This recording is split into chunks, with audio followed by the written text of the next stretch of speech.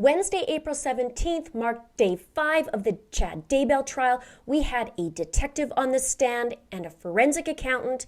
Chad turned dark today as well as John.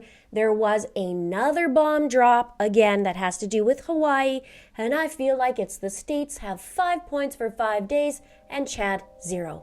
I'm Linda with It's a Crime, so now let's get into it.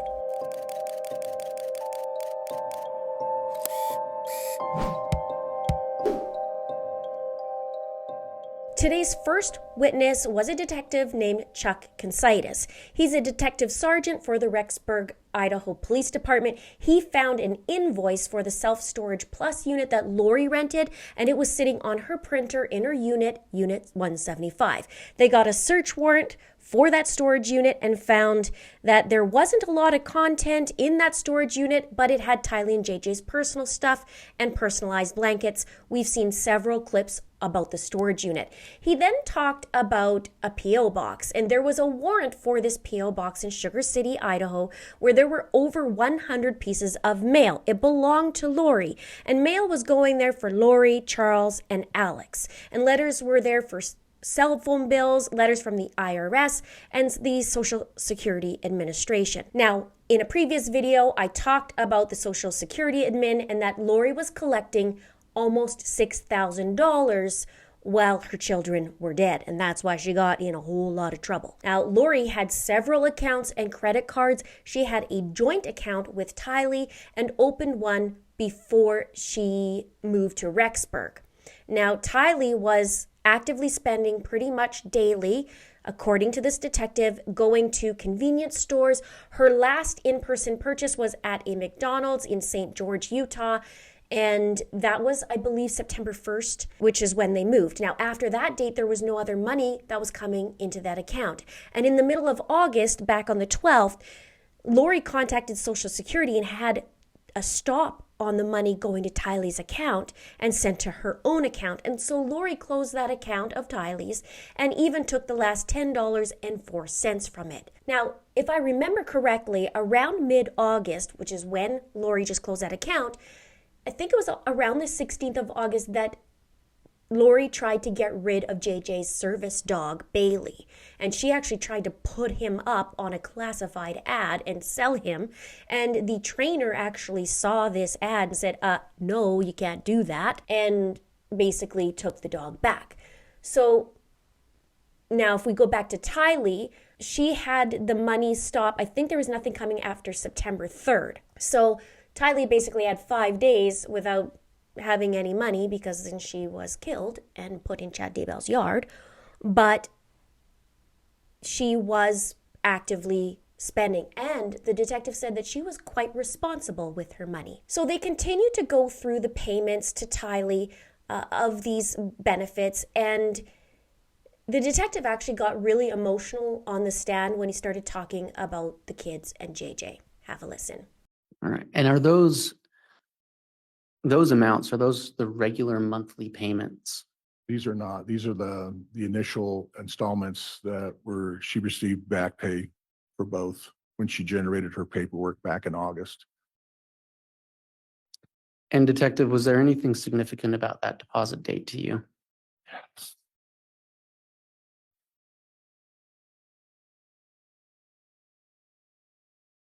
What is that? JJ was killed a few days later around the 22nd or 23rd.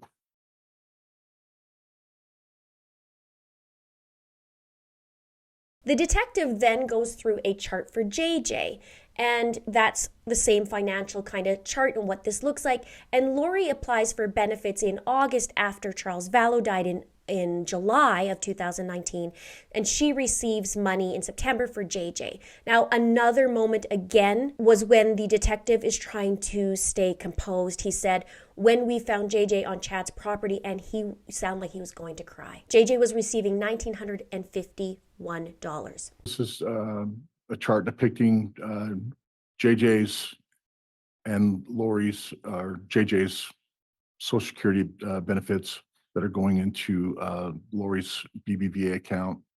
Again, the legend on the upper left shows the benefit amount deposited for JJ. Underneath that, you see the color for the amount deposited for Lori.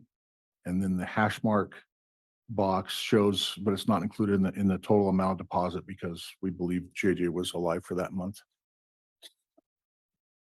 So as we go through the chart here, as stated in July of 2011, July 11th of 2019, Charles Val was killed in Arizona. Lori applies for benefits in August and starts receiving benefits in September. And this is their first deposit. And as stated earlier, this is not their regular deposit. It's for the back pay when she generated her paperwork to receive the benefits. And then very next box we see on 9/23, that's our last proof of life for JJ. And then you see the benefits being deposited in.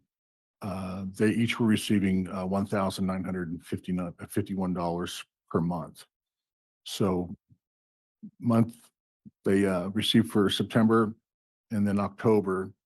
And then you look here on the last one, and then November 5th, this date is important to the investigation because that's the day that Lori Vallow became Mrs. Daybell and married Chad in Hawaii. JJ is still receiving benefits, as is Lori, all the way through to the end of the year and into January. And then the last box, we have the 9th when we found JJ. Now, one more thing I want to say. It's been 4 years, almost 4 years since the children were found. And this guy still has so much feelings for the children and having to deal with the heinous crimes that were committed. And this is just such a ripple effect. I talked about this before, but it's such a ripple effect on not just the people immediate to Chad and Lori and Alex, but all these people surrounding and jurors and the visualization that they have, the visions that they see when they lay their head down at night of what they had to endure uncovering these children from his yard. And he sits with a calm look on his face and like he could care less. Now then they talked about airline tickets. Lori bought Chad airfare on March 14th, 2019, and Lori went to from Phoenix to Idaho Falls on February 25th. So this is months before Charles actually died. One more thing. In the beginning of February of 2019, months before all the murders, Lori decided to basically abandon JJ for 50 some plus days and did what Lori likes to do. She traveled, went with Tylee to Hawaii. She just does whatever she feels like it. She stole from Charles Vallow from the business account. Charles had a hard time. He was trying to do payroll. It ended up being $35,000. She stole his vehicle. She stole his everything, including his underwear, and also stole the collar of the dog. And I don't see that as being a very good mother, but we already know the outcome of that. Now, I did do a Lori flight video of her devious adventures along with her niece, Melanie, or Melanice, as a lot of people call it. And I'm going to put that below in the end so you guys can see her little trips. Now, when Lori did a rental application that was talked about today for the Rexburg, Idaho apartment, she had written down on her application that JJ and Tylee would be with her and that her income is from the Social Security benefits. And she said that Tylee wanted to go to BYU but didn't want to be alone, so she went with her. The document is a rental application in the name of Lori Vallow for 565 Pioneer Road, number 107, the Rock Creek Townhomes in Rexburg, Idaho. And have you reviewed this document? I have. Was there anything of note to your investigation on that document? Yes, it shows that Lori did move from Arizona to Rexburg, and it shows that she is listed both JJ and Tylee to be living with her. And on the second page,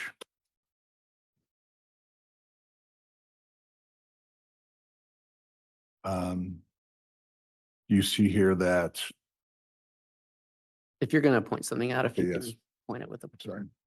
So her monthly rent from her previous residence in Arizona, she stated the reason for leaving. Lori writes, she is bringing children to attend BYUI. My daughter graduated high school at 16 and wants to attend BYUI, but is too young to live alone, so I'm coming with her and relocating.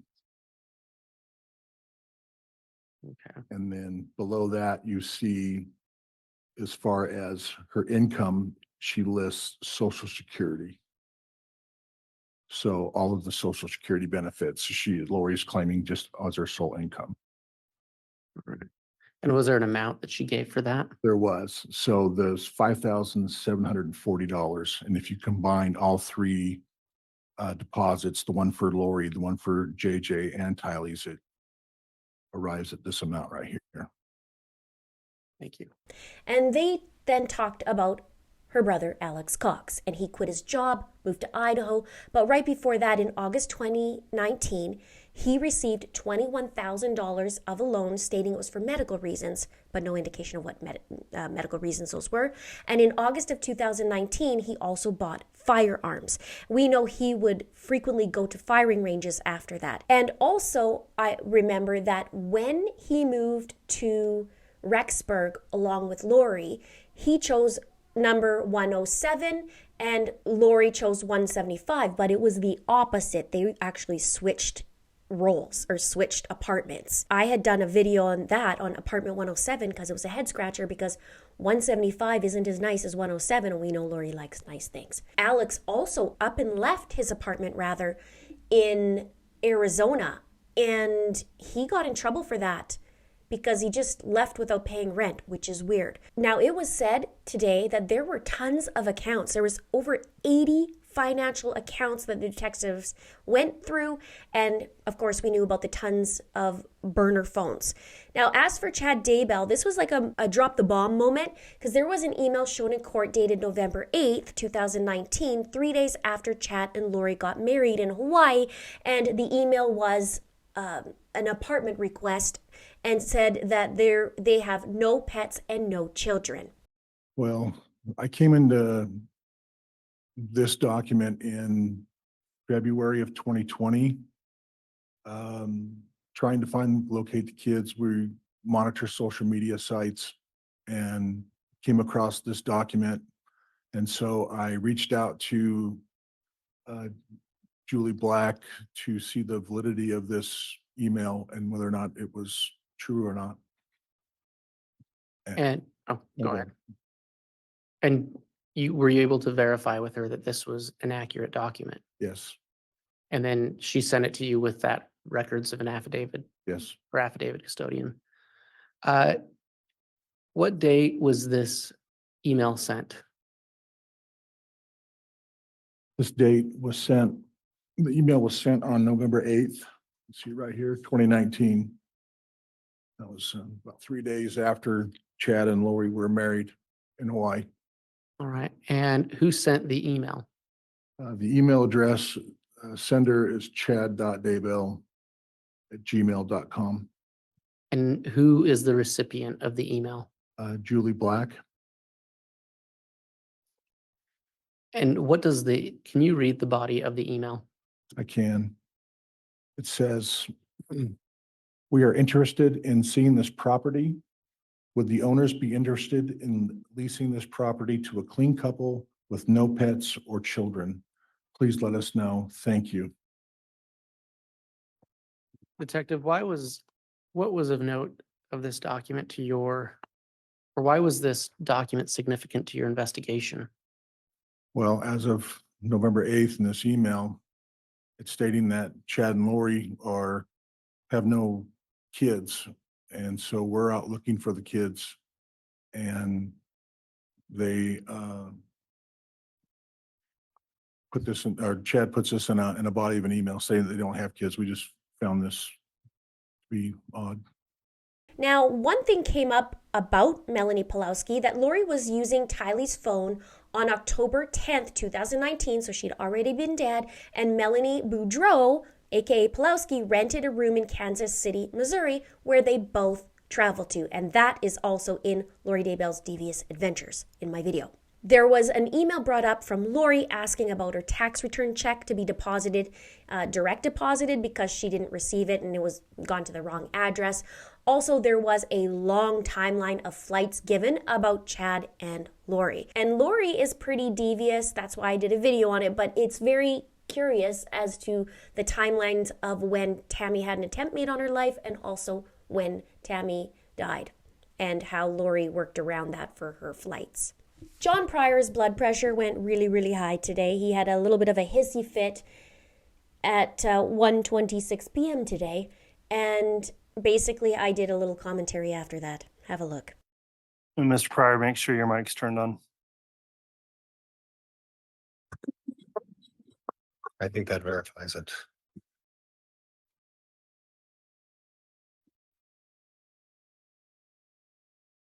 So Detective, I'm going to bounce around a little bit. Do you mind?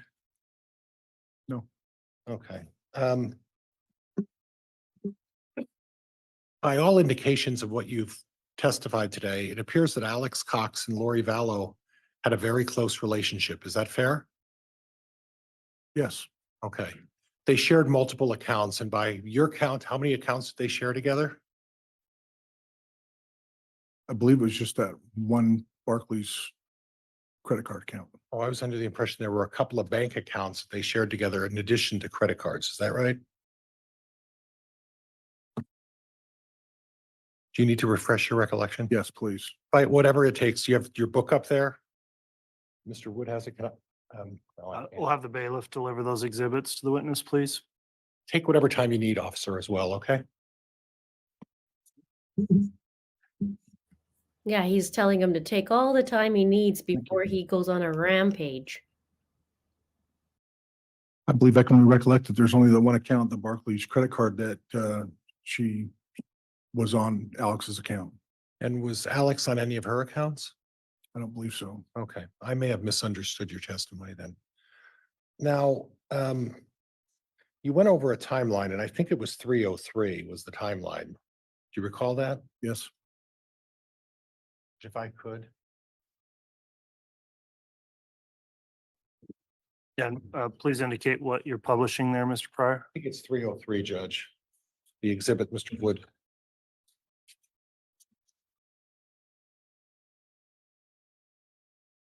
All right, exhibit 303, that's being published. Try to get that where we are here. Okay. So I'm looking at 303. And it talks about Chad Daybell and Lori Vallow met in 2018. Correct? correct. Okay, and then there was a flight to Mesa, Arizona on 1/6 of 2019. You see Correct. that? Was that a business trip for Mr. Daybell? Do you know? I don't. Do you know whether or not he was appearing at a podcast on that day? I have no information on that. Okay, and then we go to 3/19/2019. Are you aware that Mr. Daybell may have been on a business trip that day? I was unaware. Okay. Were you aware of what Mr. Daybell's occupation is? He owned a Spring Creek Books. Okay. Book Published company. books, right? Books, sells books, Right, did some podcasting, and he also spoke at some events. right. Yeah. So he would travel on occasion, and you saw a history of that as well, that he would travel and go to various locations for various reasons, correct? Yes, Okay. So we don't know what the purpose of that is. What we know is that he met Lori Vallow in October of 2018, and that he traveled for a couple of trips. Okay, and then on the same timeline, you put Charles Vallow's death back on July 11th of 2019. Mr. Daybell traveling twice, what does that have to do with Charles Vallow's death? doesn't have anything to do with Charles Vallow's death. So why'd you put it on this timeline? Just to show it from January of 2019 across the entire year. Or was it just to get a reaction from the jury so that they would say, oh my goodness, he's traveling and he must be going to see someone, even though you don't even know what he was going for, right? Objection argumentative. Sustained. Council, apparently we need a brief sidebar quickly, sorry. Yes, let's do a brief sidebar on John's blood pressure heightening. Oh, John's blood pressure is heightening right now. He is upset that they had Charles Vallow on the timeline. Charles Vallow, though, was married to Lori, and Chad was having an affair, who was also married, with Charles's wife. So yes, the timeline stays, and Charles will also stay. That's all. John also brought up about a paintball gun. We know that Tammy had an attempt made on her life and she thought that it was a paintball gun. But John was trying to say, well, what does a paintball gun have to do anything at all with Alex Cox and his guns? Now, that $21,000 loan that he got, the medical loan, right after, he was paying for all kinds of guns. And I thought I had it written down as to how many firearms he bought, but maybe that might have been in yesterday's video. I'm not too sure. I thought I had written it down, but he had purchased several after that. And August 9th, he applies for the $21,000 loan and receives it, and it's deposited into this account. So from August 10th through October 24th, you see here that Alex makes 46 transactions for gun-related purchases. Again, this covers the accounts and the credit card, the financial account, but he's paying on the credit cards through this account. So at the end of August, he quits his job and they move to Idaho with Lori and the kids, and he's got no job, no regular income. And then we see here on November 13th, he opens up the Mountain America Credit Union in Rexburg. And then a short time later, he dies on December 12th. John also brought up the fact about the flights. And he said, well, Lori was paying for Chad's flight, which was what they were saying earlier. And he suggests that Chad was just going there for work. So why are you saying there's anything nefarious type thing? And Rob Wood, it was awesome because then it was his turn to speak. And he said, well, were you aware that Chad and Lori were in business together? And he says, no. Were they in a relationship together? Yes. So there were a few flights that Lori paid for Chad to go to Houston and also to Arizona. And Lori flew also down there. And this was before Charles was even dead. So you got to wonder what he told Tammy. Were you responsible for GPS data? No,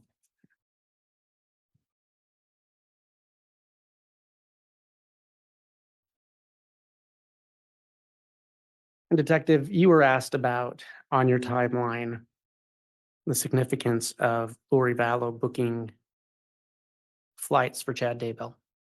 yes. Why was that significant to your investigation? In the totality of the travel timeline, it shows when they meet, and then Lori begins buying Chad's flights, paying for Chad's flights, and then Lori traveling to Idaho quite a few times during that window. So defense counsel asked you about whether or not Mr. Daybell was traveling for business purposes when Lori booked him those flights, correct? Yes, In all your review of the finances, are you aware of Lori Vallow and Chad Daybell being in a business together? no, But were they in a relationship together? I believe so, yes.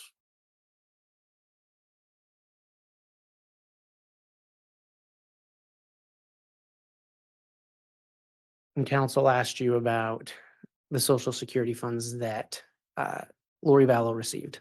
Yes, Was she married to Chad Daybell when she received some of those funds? yes, No further questions, Your Honor. It's just disgusting to even know what those two were up to. I mean, she cheated on Charles and he cheated on Tammy and paid for stuff on their accounts. Now, there was a forensic accountant that was on the stand. His name's Michael Douglas, and he talked about there being 80 different bank accounts, like I mentioned earlier, that they dealt with. And also, there was an insurance policy that Lori had that was $2 million, and the beneficiary was to go to Colby and nothing for Tylee and JJ. And on June 9th, 2020, which is when the children were found, and we saw in the other day, 2 days ago, that Chad was in the back of the cop car talking to his daughter Emma, and they were talking about money and remortgaging and all those types of things. Today they talked about transfers that were going to his son Seth for $8,000. There was a transfer of $10,000 to his business company, and then transfer of $8,000 to Joseph Murray, who is Emma's husband. Now, it was a little interesting today because Chad turned dark, and so does John, because the jurors actually wanted the windows open, and so it created this shadow. So we could rate Chad, and just put it in the comments below what you would like to rate Chad, because I rate him at a 11.1 dark. And you could rate him that as well, but you couldn't see anything, so it was kind of annoying. Notable, he did wear his red murderous tie today, so maybe he did not get the memo. And I thought that John might have matched him because it kind of looked like a darker red tie, but I don't think it was. In true John style, he forgot his microphone today at an extreme degree. And for the morning, for the most part, we didn't even have to listen to John. So it was actually a more pleasant day. We had a great time in the chat, in the live stream. I do that every single day, and more people are coming on, and we're having a great chat, and so many people are commenting how great they're having of a time, and I just really appreciate it. And I actually want to say thank you for being that person and those people who make it such a treat to be there. Check out apartment 107 right here. I did when they swap the actual apartments, and you can see what I mean, how Lori should have been in the other one. And also check right here on the flights. Thank you so much for watching. We'll see you in the next video.